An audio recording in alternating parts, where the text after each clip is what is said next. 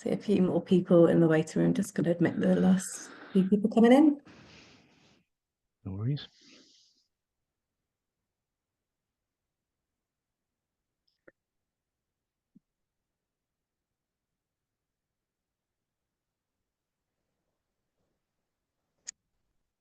Okay. So, good morning, everyone. I'm Mel Harcourt from the FDEA. Thank you for joining us this morning. We're going to be joined by WTA Group, Liam Launders from WTA Group, who will be talking on optimizing Incoterms. So this webinar will be roughly around 30 minutes or so, depending on the amount of questions we have afterwards for Liam. If you do have questions, you're welcome to put them in the chat box, or at the end of the presentation, just unmute yourself and ask away. Expecting quite a few questions on these topics. So I'm going to hand over to you, Liam. Thank you very much. And yeah, thank you for the opportunity to present today. We're going to be talking about how to improve use of Incoterms in international logistics. And whilst no Incoterm is right or wrong, businesses can certainly make bad choices when they're choosing them. So we're going to try and learn a little bit more about how we can use strategy to be more efficient and effectively utilise them, and hopefully enhance operational efficiencies and profitability through the correct use of Incoterms. So before we start, I'll just give you a bit of a background about me. I'm Liam Launders, Head of Sales at WTA, and I've been in logistics for just a little over 10 years now. I started off in European intermodal tank containers, so bulk liquids and powders across Europe, then moved into road freight, and I've been with WTA for the last 4 years. Started off as an operator 4 years ago, so it's been a pretty astronomical rise, really. Did operations bit for 2 years. It set me in good stead. I've got really good operational understanding, which has helped me throughout the rest of my time at WTA. Key account management team, staying up for a 6-month period, and now I've been moved over to head of sales relatively recently. And basically a bit of personal stuff, I guess. I love craft beer. I'm a massive Bury FC supporter, which is hard work at the moment. We're in Division 9 and we're 100 points, which is unbelievably to us. And yeah, I have a passion for supporting UK food and drink businesses with their exports. Another fun fact: I was on TV recently. I was on Uncanny. So if there's any fans of Uncanny, there you go. So a bit about WTA. Liam, I'm just going to jump in. Your sound slightly crackly. I don't know if it's the is it? proximity of the microphone. It's fine, Okay. but yeah, just think if you that might be, yeah, give that a go. Is that any better? Yeah, that sounds better. Yeah, perfect. Oh, perfect. Lovely, thank you.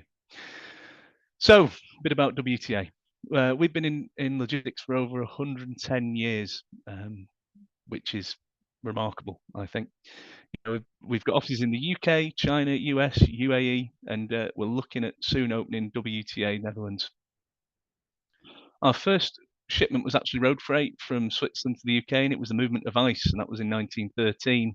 And one thing that I really like to point out is that this service is still running to this day. Although we don't ship ice, the Swiss service is one that we still run, which I think is brilliant. We pride ourselves on having some of the best experts in the industry, and we're backed up by the best technology and our visibility and data reporting tools. Again, we've got some really good people. We've got such depth of knowledge, our operational departments, and in our regulatory and consultancy team. We've got an outstanding food and drink support department supporting some of the UK's most famous brands. We work with, for example, Jordan's Ryvita, Jacob Egberts, and also, I mean, it's pet food, but it's still food. We work really close with Button Up Box. And what these companies love about WTA is the fact that we're personable, we're bespoke, and we're agile. What a lot of the big forwarders can't do is be agile. They can't react quickly. There's red tape in the way. And one thing that we like to do is react quickly, and that's why we're preferred with some of these bigger companies. And we also have an alcohol. So why are we here? So We want to try and help you eliminate Incoterm errors. We want to use that to drive growth within your businesses, to help you optimize international logistics, and to remove any sort of logistical obstacles. So, a quick refresher before we start. There are 11 Incoterms. 4 of those are only specific to sea freight, specific to sea freight only, and then the rest apply to the modes and sea freight. They exist to outline which party is taking on which part of the risk throughout and cost throughout the movement of your cargo. I'll speak about this a little bit later on, but Incoterms aren't actually legally binding, so you need to make sure that, for example, they're on your sales contracts and are legally become legally binding, but without that, they're not, which I think is quite a surprising fact, considering that they outline everything that's done throughout logistics internationally. Used properly, they do remove disputes and provide a framework for logistical transactions, dictating who's responsible for which part of the movement at which point. As you can see from the table, an Incoterm responsibility and cost changing between the parties at pretty much every stage of the transportation process.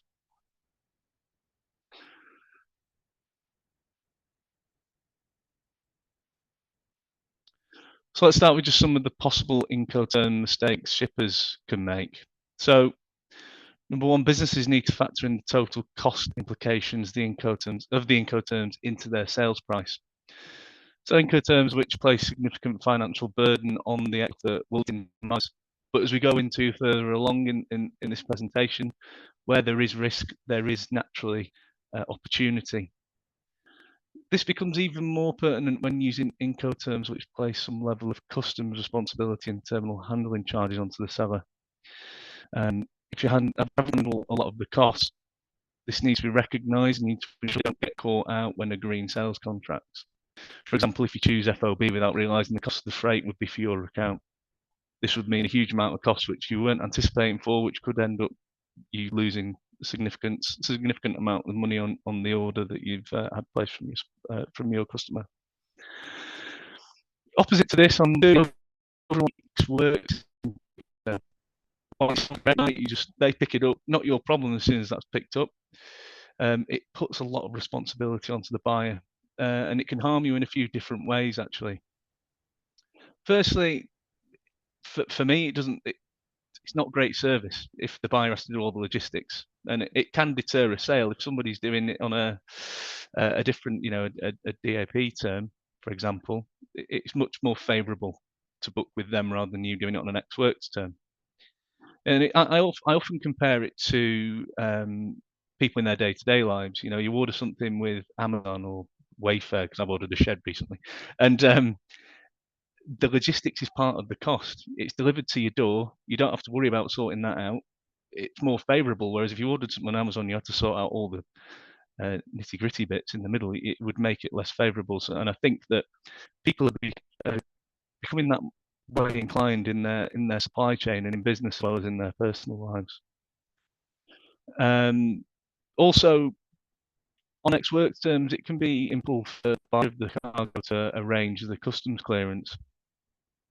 There are different rules and laws across the world, and it can be a huge issue for buyers if they're not supporting the clearance part of the movement. Thirdly, they'll have to in all the additional Liam, I'm just going to stop you there. It's a bit crackly again. Oh, sorry. It might be my microphone. I do apologise. That's okay. Thirdly, they'll have to factor in all the additional costs into their buying price. And finally, there's also the damage of goods whilst in transit. You might not organise it, but it still leaves a bad taste in the mouth of the buyer of your cargo. And at least if you're in control of the shipment, you can choose a reliable partner you know and trust, and will get the cargo from A to B.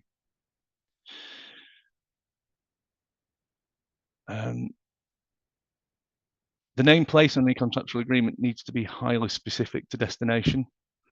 Only mention a regional town is not specific enough and can cause disputes. So, a complete address is the only way to avoid discrepancies on this, and I would highly recommend that is always put on there. Terminal and handling charges are picked up at all stages of the shipment. So, to ensure and shippers need to ensure that all responsible parties for paying these charges at every stage of the shipment is signed. Because, for example, if you're moving frozen goods, the terminal handling charges can be astronomical for those. So you need to make sure that there's an agreement in place to avoid disputes. And number 5, a lack of clarity in customs.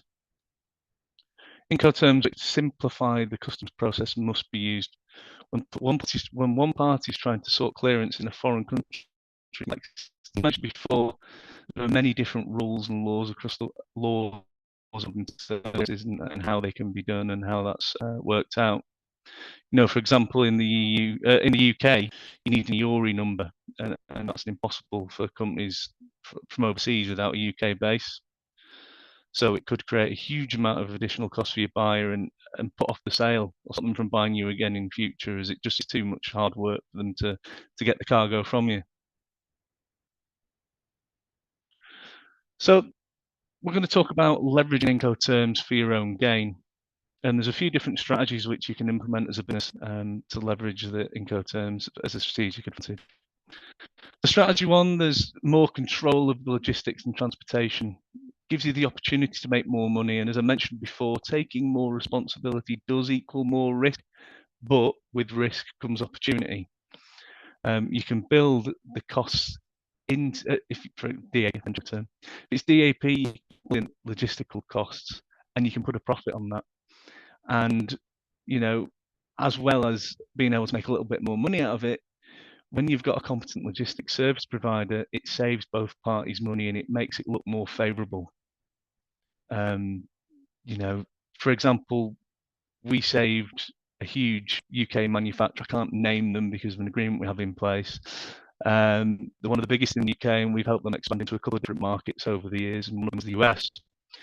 And over a 12-month period, we saved them £100,000 simply by using an on-key warehouse to store their cargo, which meant they could ship overweight cargo. So it optimized their supply chain, and something that we're big on. There are also plenty of logistics service providers, WTA, who are happy to advise in the process. Again, we advised our previous one of our clients and saved them an absolute fortune. And our team has seen most situations and can help best assess what you need for your supply chain. Strategy 2, competitive advantage, leverage logistical responsibility, competitive advantage. Taking on great logistical responsibility, just good service, as mentioned before. As I mentioned earlier, a man ordering something online and it not it's strange. Taking responsibility away from the customer is nice for them. It means you get greater supply chain visibility because, for example, with WTA, we've got our in-house tool which you can use on a platform to track where your cargo is, and you can keep your client up to date and be more comfortable and confident that the goods are going to arrive on time and in good condition, ensuring that your reputation as a business is upheld. Because even if you didn't take control and it was delivered, there was a problem, it would go against you. That selling point is particularly valued in the e-commerce and B2C markets, as we mentioned before. Buyers unfamiliar with the complexity of international logistics as well may also favour using you as a business willing to get the cargo from A to B them and help them and guide them through that process, and that can be done by having a competent partner. Strategy 3, eliminate certain Incoterms where there is scope for confusion to reduce risk. As I mentioned earlier, no Incoterm is they all have a purpose, but some might be better for your business. And I think what I try and say is trying to ensure that Incoterms use or remove any confusion over risk or costs. They're there to define. Export works, which has the buying party doing the export clearance, which is more difficult and actually not possible in some countries. Is again, I'm not saying that it's not a valid term, and it works for some, but it can make things more difficult for your buyers. Strategy is homogenizing Incoterms. So do what you can to use the same Incoterm in export, as it makes the process far simpler. We've dealt with some cases in the past where, these large organizations, there's no coherence in terms of the Incoterm. And what it does, it just causes huge inefficiency throughout the business, and it causes a lot of pressure on the logistics departments there. If possible, again, it's best to make sure that you're exporting on the same terms. Keep it nice and simple. And one thing that I used to play rugby, and one of my coaches used to say, keep it simple, stupid. Keeping things simple through Incoterms in your business just makes the whole process better, and obviously it looks better to your client. I mean, again, this isn't always possible. Speaking in an ideal world here, there are some of your buyers might have huge power and insist on certain terms, and I appreciate that in those circumstances you've got to go with what they say. These are just a few of the different strategies for optimizing Incoterms, but there are tons of ways to look at it. And again, we've got some really good experts, people with great knowledge over this. So if you wanted to speak to us about it, more than welcome. We can look at maybe helping you become more efficient in your Incoterms.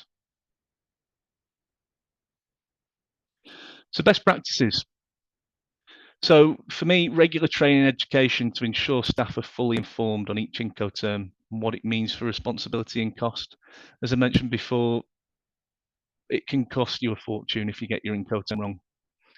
And again, at WTA, we've got a great consultancy department who'd be willing to speak and put on training programs for your staff if required. Again, yeah, there's no shame in asking. We're here to help, as are all other logistic providers. Experts working across 679 trade lanes a year. So we've got pretty wide scope and decent, and we're happy to help. So if you need help, reach out. And as mentioned before, contractual agreements, make sure the Incoterm responsibilities are clearly outlined in any contractual agreement, because Incoterms on their own without being in agreement aren't legally binding. That's really important. If it's on a legally binding document, you're covered, but if you just put it in an email and it's there's ambiguity there. Again, Incoterms need to seriously be thought about. They're not a set and forget situation. They require regular consideration and updating, and making sure that you're getting the best out of your supply chain, making sure they're working for you and not against you. So I've flown through that pretty quickly. So just to hammer home the main points before we finish. Incoterms can be used to your advantage. Ensure Incoterms are noted on legally binding documents. Probably sick of hearing me say that. I've said it a few times. To avoid any ambiguity. Ensure you aren't making any mistakes which are hindering growth. You want to make the supply chain more efficient, and there's many different ways you can do that through Incoterms. And finally, we want to be optimistic. Don't want to see logistics and Incoterms as a burden. There's opportunities to be seized there through the correct use of Incoterms, whether that be improving your service offering, whether that be looking at making more money, or whether that makes you a more attractive company to buy from for buyers. They're not. One of the things is that Incoterms aren't necessary evil. They're there to be taken advantage of in your reputation, profitability as a business. Of course, if you want any specialist guidance, we're more than happy to discuss your circumstances and help you work out the best way to use Incoterms to help your business. Thank you very much for giving me the opportunity to speak today, and I hope it's been good food for thought and benefit for you all. If there's any questions, let me know. Yeah, sorry, I flew through that really quickly. That's okay. Yeah, so if anybody has any questions regarding Incoterms, please just do come off mute and ask away while we've got Liam on.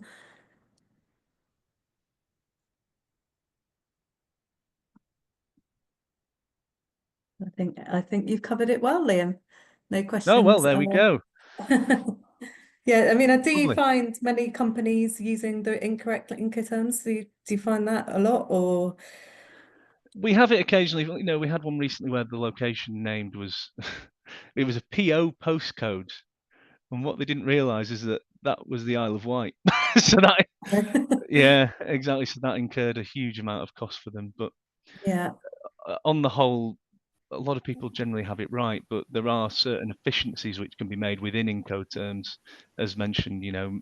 It can be part of your package. It can be part of what you're selling is the service through to the door, which makes you more favourable.